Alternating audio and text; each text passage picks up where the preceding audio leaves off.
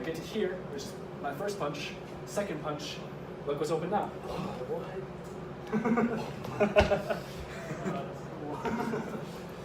It's the way that George Chu always talked about it is if he moves left, I move left, I follow. If he's right, I go right. If he's down, I go down. No matter where he goes. You punch over there, if he's over there, punch over there. If he's down there, punch down there. If he's up there, punch up. It never pulls back. There's never a moment of like that because he can follow that right in. Boom, boom, boom. So what's going on with this one is like it's a small figure eight.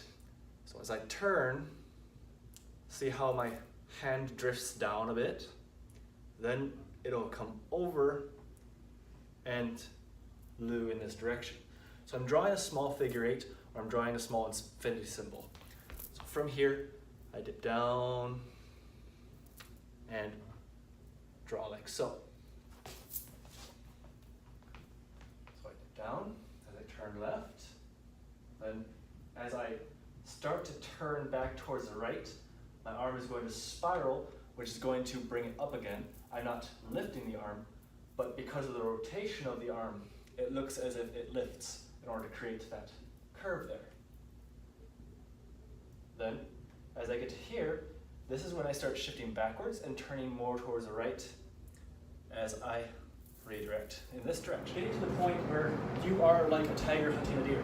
The deer doesn't stand a chance. And that's the mindset of the two, the mindset of superior power.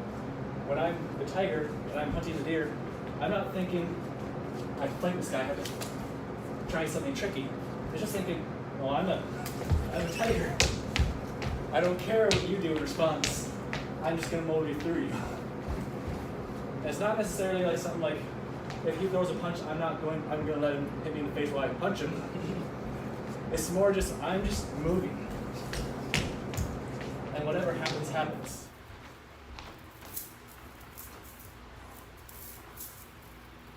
The thing I want to talk about in this one is particularly about the swinging hammer fist movements in particular.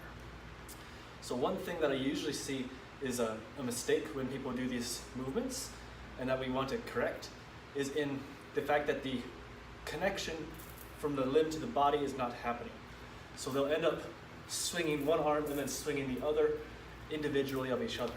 But this is not how it should be. It should actually be one clean motion where the body directs and both actions are being done by the same movement. So the body moves, both arms move as a result. Because the body is the origin point of the movement, it would mean that the arms would not be moving individually, but rather they're taken as part of the same motion. So you can think about it like this, right? If I just take my arms and then put them both together a little bit closer, right? It can resemble like I have an axe and I can swing this axe, right? Because my hands are both holding onto the axe, right? It's not going to be where one goes and then the other goes, right? The handle would be all stiffened together, so you'd have to swing it all at once in one clean motion. That's the kind of energy that you want to have with this correction. So when you come around, once it gets to this point where they both start swinging, you see it becomes one clean motion all the way through. So when you're swinging, right, don't only think about the moment of impact right here. Think also about, for example, once we get to here, where normally people will be thinking about this hand now, think about this other hand that's swinging up and back, right?